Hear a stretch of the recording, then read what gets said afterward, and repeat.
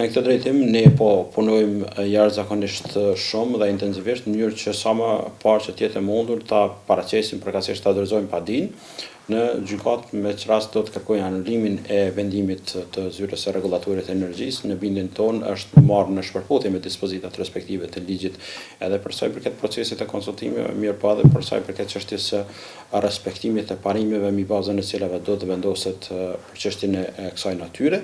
Për më tepër, krahas padisë do ta paraqesim edhe propozimin për shtyrjen e ekzekutimit të vendimit për faktin se jemi të bindur që plotësohen kriteret ligjore të përcaktuara në nenin 100 të ligjit për konfliktet administrative, që në raste të tilla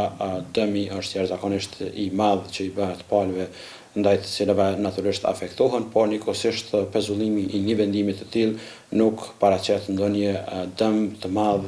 për interesin publik. Këto dy kushte në referencë të nenit 100 të ligjit për konflikte administrativ kërkohen që gjykata me rastin e marrjes përkatësisht shqyrtimit të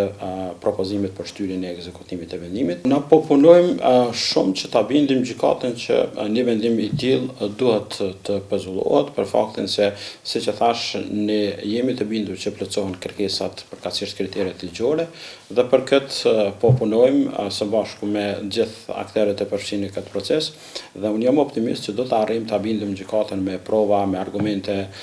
bindëse dhe të besueshme që një propozim i tillë duhet të aprovohet, përkatësisht duhet të shtyhet ekzekutimi i këtij vendimi deri në marrjen e vendimit përfundimtar nga ana e gjykatës në lidhje me padinë, të cilën po ashtu do ta paraqesim besoj në